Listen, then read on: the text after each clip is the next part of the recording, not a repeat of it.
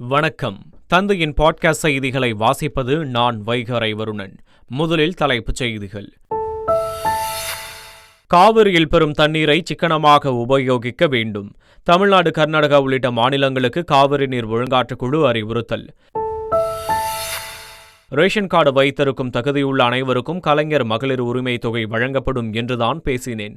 அமைச்சர் KKSSR ராமச்சந்திரன் விளக்கம். தமிழக பள்ளிகளில் 10,000 போலி ஆசிரியர்கள் என்பது பொய்யான செய்தி. பள்ளிக்கல்வித்துறை மறுப்பு. அரசு மருத்துவர் பாலாஜியை கத்தியால் குத்திய விக்னேஷ் மீது 7 பிரிவுகளின் கீழ் வழக்கு பதிவு. 15 நாட்கள் நீதிமன்ற காவலில் வைக்க சைதாப்பேட்டை மாஜிஸ்திரேட் உத்தரவு. 225 தொகுதிகளை கொண்ட இலங்கையில் இன்று நாடாளுமன்ற தேர்தல். பலத்த பாதுகாப்புடன் வாக்குப்பதிவு தொடங்கியது. அமெரிக்க அதிபர் ஜோ பைடனுடன் டொனால்ட் ட்ரம்ப் சந்திப்பு. புதிய அதிபராக தேர்வாகியிருக்கும் நிலையில் நடந்த முதல் சந்திப்பு. தென்னாப்பிரிக்காவுக்கு எதிரான 3வது T20 போட்டி 11 ரன்கள் வித்தியாசத்தில் இந்தியா வெற்றி. 12 மாவட்டங்களில் கனமழைக்கு வாய்ப்பு. சென்னை வானிலை ஆய்வு மையம் தகவல். இனி விரிவான செய்திகள். நாடு முழுவதும் அடுத்த 5 ஆண்டுகளில் 75,000 புதிய மருத்துவ இடங்கள் உருவாக்கப்படும் என பிரதமர் மோடி தெரிவித்தார். பீகார் மாநிலம் தர்பங்காவில் 12,100 கோடி ரூபாய் மதிப்பிலான திட்டங்களுக்கு அடிக்கல் நாட்டி பல்வேறு திட்டங்களை தொடங்கி வைத்த அவர், நாடு முழுவதும் தங்கள் அரசு 1 லட்சம் மருத்துவ இடங்களை உருவாக்கியிருப்பதாக பெருமிதம் தெரிவித்தார். ரஷ்யாவுடன் நாங்கள் நட்புறவு வைத்தால் ஆஸ்திரேலியா கோபப்படும் என்பதை ஏற்க முடியாது என வெளியுறவு அமைச்சர் ஜெய்சங்கர் தெரிவித்துள்ளார். ரஷ்யாவுடன் நல்ல நட்பு உள்ளதால்தான் போரை தவிர்த்து பேச்சில் ஈடுபடும்படி எங்களால் கூற முடிகிறது என்றும் வெளியுறவுத்துறை அமைச்சர் ஜெய்சங்கர் கூறியுள்ளார். வரும் ஜனவரி மாதம் முதல் அனைத்து குடும்ப அட்டைகளுக்கும் மகளிர் உரிமை தொகை வழங்கப்படும் என்று வருவாய்த்துறை அமைச்சர் KKSSR ராமச்சந்திரன் தெரிவித்துள்ளார். சிலருக்கு உதவித்தொகை வராமல் உள்ள நிலையில் கணக்கெடுப்பு நடத்தி வரும் ஜனவரிக்கு பிறகு கொடுக்கப்படும் என உறுதியளித்தார். சென்னையில் மழை பெய்யும் நிலையில் முகாம் அமைக்கும் அவசியம் ஏற்படவே இல்லை என்றும், ரேஷன் கடைகளில் தடையின்றி பொருட்கள் கிடைப்பதாகவும் அமைச்சர் பெரியகருப்பன் தெரிவித்துள்ளார். அதேபோல் எவ்வளவு பெரிய மழை வந்தாலும் அதை சமாளிக்கக்கூடிய அளவுக்கு மாநகராட்சி அனைத்து நிலையிலும் தயாராக உள்ளதாகவும் அமைச்சர் KN நேரு தெரிவித்துள்ளார். காவிரியில் பெறும் தண்ணீரை சிக்கனமாக உபயோகிக்க வேண்டும் என்று தமிழ்நாடு, கர்நாடகா உள்ளிட்ட மாநிலங்களுக்கு காவிரி நீர் ஒழுங்காற்றுக் குழு அறிவுறுத்தியுள்ளது. டெல்லியில் நடைபெற்ற காவிரி ஒழுங்காற்றுக் குழுவின் கூட்டத்தில் தமிழகத்திற்கு வழங்க வேண்டிய 13.78 TMC நீரில் 9.58 TMC வந்துள்ளதாக தெரிவிக்கப்பட்டது. இதையடுத்து காவிரி மூலம் கிடைக்கும் நீர் ஒவ்வொரு மாதமும் மாறுபடுவதால் நீரை சிக்கனமாக செலவிட வேண்டும் என்று மாநில அரசுகளுக்கு அறிவுறுத்தப்பட்டது. ஆசிரியர்களின் குற்றப்பின்னணி குறித்து காவல்துறை மூலம் விசாரணை நடத்துவது தொடர்பாக விரைவில் உத்தரவு பிறப்பிக்கப்படும் என தமிழக அரசு தெரிவித்துள்ளது. கிருஷ்ணகிரி போலி NCC முகாம் தொடர்பான வழக்கு விசாரணையின் போது சென்னை உயர்நீதிமன்றம் தெரிவித்த யோசனை அடிப்படையில் உத்தரவு பிறப்பிக்கப்பட உள்ளதாக தெரிவிக்கப்பட்டுள்ளது. பள்ளிகளில் பாலியல் தொல்லை குறித்து புகார் அளிக்க புகார் பெட்டிகள் வைக்க முதலமைச்சர் உத்தரவிட்டுள்ளதாக அரசு தரப்பில் தெரிவிக்கப்பட்டது. தமிழக பள்ளிகளில் 10,000 போலி ஆசிரியர்கள் இருப்பதாக சமூக ஊடகங்களில் வெளிவந்துள்ள செய்தி முற்றிலும் உண்மைக்கு புறம்பானது என பள்ளிக்கல்வித்துறை மறுப்பு தெரிவித்துள்ளது. தருமபுரி மாவட்டம் காரியமங்கலம் பள்ளியில் தனக்கு பதிலாக வேறு ஒருவரை கொண்டு வகுப்பறையில் பாடம் நடத்திய ஆசிரியர் தற்காலிக பணிநீக்கம் செய்யப்பட்டுள்ளார். இதனையடுத்து பள்ளிகளில் தற்காலிக ஆசிரியர்கள் தவிர வேறு ஏதேனும் நபர்கள் பணிபுரிந்து வருகிறார்களா என அனைத்து மாவட்ட கல்வி அலுவலர்களிடமும் அறிக்கை கோரப்பட்டது. இவ்விவகாரத்தில் வேறு நபர்களை கொண்டு கற்பித்தல் பணியில் ஈடுபட்ட ஆசிரியர்கள் குறித்த விவர அறிக்கை கல்வி அலுவலர்களிடமிருந்து ஏதும் பெறப்படவில்லை என்றும், சமூக ஊடகங்களில் உலாவும் செய்திகள் முற்றிலும் உண்மைக்கு மாறானது எனவும் விளக்கமளிக்கப்பட்டுள்ளது. சென்னை கிண்டி அரசு மருத்துவமனை மருத்துவர் கத்தியால் குத்தப்பட்ட சம்பவம் பெரும் அதிர்வலைகளை ஏற்படுத்தியது. புற்றுநோய் சிகிச்சை பிரிவு மருத்துவர் பாலாஜியை பெருங்களத்தூரைச் சேர்ந்த விக்னேஷ் என்பவர் கத்தியால் குத்திவிட்டு தப்பிக்கும்போது ஊழியர்கள் பிடித்து போலீசில் ஒப்படைத்தனர். நெஞ்சில் படுகாயமடைந்த மருத்துவர் ICUவில் அனுமதிக்கப்பட்ட நிலையில் தாய்க்கு முறையாக சிகிச்சை அளிக்காதது குறித்து கேட்டபோது கீழே தள்ளியதால் கத்தியால் குத்தியதாக இளைஞர் ஒப்புக்கொண்டார். இந்நிலையில் கத்திக்குத்து சம்பவம் குறித்து விரிவான விசாரணை நடத்த முதலமைச்சர் ஸ்டாலின் உத்தரவிட்டுள்ளார். இதனிடையே பாலாஜியை நேரில் சந்தித்து ஆறுதல் கூறிய துணை முதலமைச்சர் உதயநிதி ஸ்டாலின் தாக்குதலில் ஈடுபட்டவர் மீது சட்டப்படி நடவடிக்கை எடுக்கப்படும் என குறிப்பிட்டார். எனினும் சம்பவத்தை கண்டித்து மருத்துவர்கள் வேலைநிறுத்த போராட்டத்தில் ஈடுபட்டனர். இதனைத் தொடர்ந்து விக்னேஷ் மீது 7 பிரிவுகளின் கீழ் வழக்கு பதிவு செய்யப்பட்டுள்ள நிலையில் அவரை 15 நாட்கள் நீதிமன்ற காவலில் வைக்க சைதாப்பேட்டை மாஜிஸ்திரேட் உத்தரவிட்டுள்ளார். அரசு மருத்துவமனையில் அரசு மருத்துவருக்கு கூட பாதுகாப்பு இல்லை என்பது இந்த ஆட்சியில் சட்டம் ஒழுங்கு எவ்வாறு இருக்கிறது என்பதை பட்டவர்த்தனமாக காட்டுவதாக எதிர்க்கட்சித் தலைவர் எடப்பாடி பழனிசாமி குற்றம் சாட்டினார். யாருக்கும் பாதுகாப்பு இல்லாத ஆட்சியாக இந்த ஆட்சி உள்ளதாக தாவேகா தலைவர் விஜய் குற்றம் சாட்டினார்.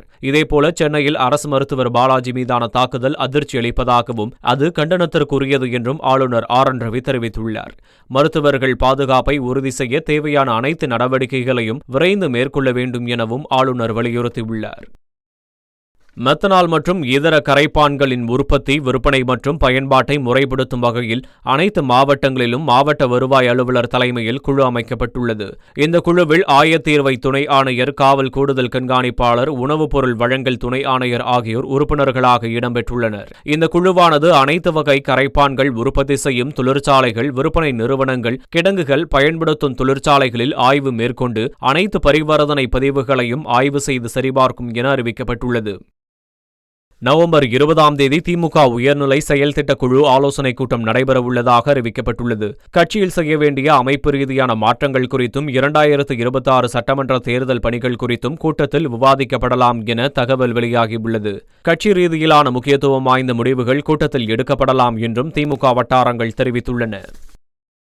கூட்டணி என்பது தற்கொலைக்கு சமமானது என நாம் தமிழர் கட்சி ஒருங்கிணைப்பாளர் சீமான் தெரிவித்துள்ளார். தென்காசி மாவட்டம் கடையநல்லூரில் செய்தியாளர்களிடம் பேசிய அவர், கூட்டணி வைத்தால்தான் வெற்றி கிடைக்கும் என சொல்வது தவறு என விமர்சித்தார். அரசியல் வியாபாரம் அல்ல, எங்களது பலம் எங்களுக்கு தெரியும் என இந்திய கம்யூனிஸ்ட் கட்சியின் மாநில செயலாளர் முத்தரசன் தெரிவித்துள்ளார். தேர்தல் பணிகளை துவங்கிவிட்டோம் என தெரிவித்த அவர், புதிய வாக்காளர்களை சேர்க்கும் பணி நடந்து வருவதாக கூறினார்.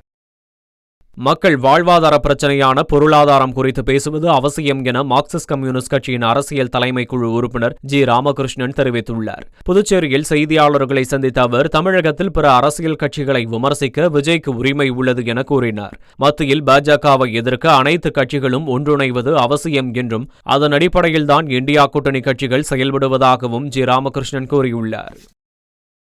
புகாரின் அடிப்படையில் ஒரு நபரை குற்றவாளி என அரசு தீர்மானித்து அவரின் வீட்டை இடிக்க முடியாது என உச்சநீதிமன்றம் தீர்ப்பளித்துள்ளது.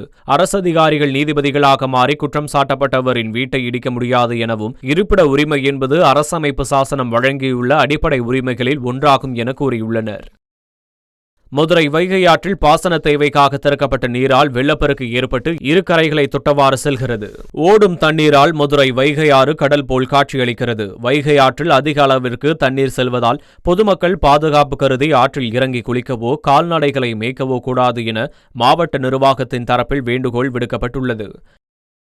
தென்காசி மாவட்டத்தின் பல்வேறு இடங்களில் சுற்றுலாத்துறை அமைச்சர் ராஜேந்திரன், மாவட்ட ஆட்சியர் கமல் கிஷோர் மற்றும் துறை சார்ந்த அதிகாரிகளுடன் ஆய்வுப் பணிகளை மேற்கொண்டார். இதில் குற்றால மெயினருவி, தடாகம், தண்ணீர் விடக்கூடிய பகுதிகள், உடைமாற்றும் அறைகள் உள்ளிட்டவைகளை ஆய்வு செய்தார். இந்த ஆய்வின்போது அருவி கரையோரம் உள்ள பெண்கள் உடைமாற்றும் அறையில் அடிப்படை வசதிகள் செய்து கொடுக்க வேண்டும் என பெண் சுற்றுலா பயணி கோரிக்கை விடுத்தார். இதையடுத்து உரிய வசதி ஏற்படுத்தி கொடுக்குமாறு பேரூராட்சி அதிகாரிகளுக்கு அமைச்சர் உத்தரவிட்டார். அரசு ஊழியர்களுக்கு கடந்த தேர்தலின் போது திமுக தேர்தல் அறிக்கையில் கொடுத்த வாக்குறுதிகளை நிறைவேற்றுவது குறித்து அரசின் நிலைப்பாட்டை அறிவிக்க வேண்டும் என தமிழ்நாடு தலைமை செயலக சங்கம் வலியுறுத்தியுள்ளது. இதுகுறித்து அந்த சங்கம் வெளியிட்டுள்ள அறிக்கையில், அரசு ஊழியர்கள், ஆசிரியர்கள் மத்தியில் பழைய ஓய்வூதிய திட்டம் காணல் நீர் ஆகிவிடுமோ என்ற அச்ச உணர்வை ஏற்படுத்தியுள்ளதாக தெரிவிக்கப்பட்டுள்ளது.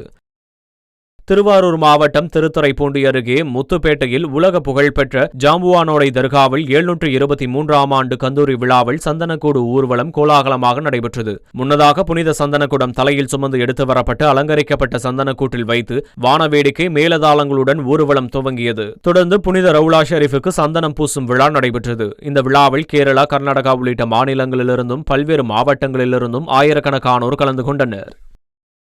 சபரிமலைக்கு வரும் ஐயப்ப பக்தர்கள் தங்களது வாகனங்களை பம்பையில் நிறுத்திக் கொள்ளலாம் என கேரள உயர்நீதிமன்றம் தீர்ப்பளித்துள்ளது. வரும் 15ஆம் தேதி ஐயப்பன் கோயில் நடை திறக்கப்பட உள்ளது. இதனை முன்னிட்டு பக்தர்களின் வசதிக்காக அவர்களது வாகனங்களை பம்பையில் நிறுத்திக் கொள்ளலாம் என தேவசம் போர்டு அறிவித்தது. இதற்கு கேரள அரசு எதிர்ப்பு தெரிவித்தது. இந்நிலையில் இந்த வழக்கை விசாரித்த உயர்நீதிமன்றம் பக்தர்களின் வாகனங்களை பம்பையில் நிறுத்திக் கொள்ளலாம் என தீர்ப்பளித்துள்ளது. சபரிமலை தரிசனத்திற்கு ஆன்லைனில் முன்பதிவு செய்த பக்தர்களுக்கு மட்டுமே இன்சூரன்ஸ் என்று தேவசம் போர்டு அறிவித்துள்ளது. ஆலப்புழா, கோட்டயம், இடுக்கி மாவட்டங்களில் பக்தர்கள் விபத்தில் சிக்கி உயிரிழந்தால் 5 லட்சம் ரூபாய்க்கு காப்பீடு வழங்கப்படும் என தெரிவிக்கப்பட்டுள்ளது. சபரிமலையில் மரணிக்கும் பக்தர்களின் உடலை சொந்த ஊர் கொண்டு செல்வதற்கான முழு செலவையும் தேவசம் போர்டே ஏற்கும் எனவும் கூறப்பட்டுள்ளது. ஜார்க்கண்ட் மாநிலத்தில் மக்களுக்கான மத்திய அரசின் நிதி மட்டுமின்றி இலவச அரிசியை கூட ஜேஎம்எம் காங்கிரஸ் கூட்டணி விழுங்கிவிட்டது என பிரதமர் மோடி பிரச்சாரம் மேற்கொண்டார்.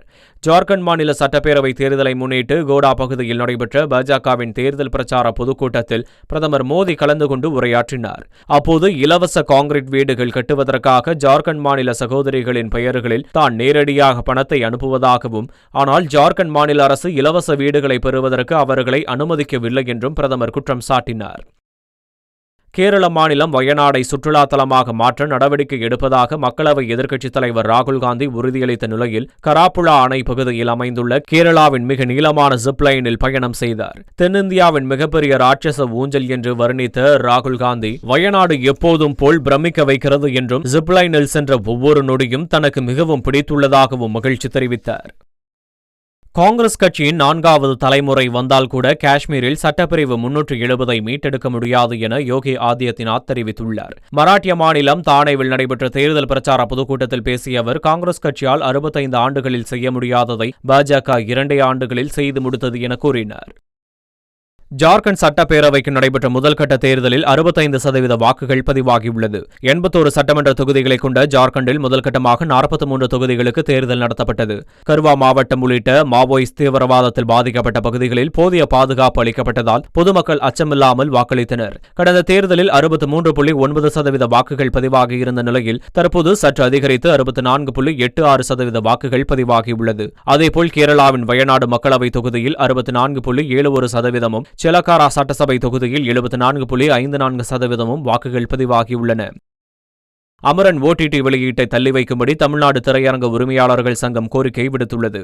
திரையரங்கில் மக்களின் பேராதரவுடன் ஓடிக்கொண்டிருக்கும் அமரன் படத்திற்கு மதிப்பளித்து அந்த படத்தை ஓடிடியில் 8 வாரங்களுக்கு பிறகு வெளியிட வேண்டும் என படத்தை வெளியிட்டுள்ள ரெட் ஜெயின் மூவிஸ் தயாரிப்பாளர் கமல்ஹாசன் மற்றும் நடிகர் சிவகார்த்திகேயனுக்கு கடிதம் எழுதியுள்ளனர். இந்திய சர்வதேச திரைப்பட விழாவில் 15 திரைப்படங்கள் தங்கமயில் விருதுக்கு போட்டியிடுகின்றன. நவம்பர் 20 முதல் 28ஆம் தேதி வரை கோவாவில் நடைபெறும் திரைப்பட விழாவில் கோல்டன் பீகாக் எனப்படும் தங்கமயில் விருதுக்கு 15 படங்கள் போட்டியிடவுள்ளன. இந்தியாவிலிருந்து the goat life, article 370, Rao Saheb ஆகிய படங்கள் தேர்வாகியுள்ளன. இஸ்ரேலிய தாக்குதலால் காசாவில் கொல்லப்பட்ட பாலஸ்தீனியர்களின் எண்ணிக்கை 43,665 அதிகரித்துள்ளது. 1,03,000 பேர் படுகாயமடைந்ததாக தகவல் வெளியாகியுள்ளது. வடக்கு காசாவில் உள்ள ஜபாலியாவில் தங்கள் ராணுவ நடவடிக்கை தொடர்ந்து வருவதாக இஸ்ரேல் பாதுகாப்பு படை தெரிவித்துள்ளது. இலங்கையில் இன்று நாடாளுமன்ற தேர்தல் நடைபெறவுள்ளது. சமீபத்தில் நடைபெற்ற அதிபர் தேர்தலில் தேசிய மக்கள் கட்சித் தலைவர் அனுரகுமார திசாநாயக்க வெற்றி பெற்ற நிலையில் பதவியேற்ற அடுத்த நாளே பெரும்பான்மை இல்லாததால் நாடாளுமன்றத்தை கலைப்பதாக அறிவித்தார். இந்த சூழலில் 225 இடங்கள் கொண்ட நாடாளுமன்றத்திற்கு 196 இடங்களுக்கான உறுப்பினர்களை மக்கள் இன்று நேரடியாக வாக்களித்து தேர்ந்தெடுக்கின்றனர்.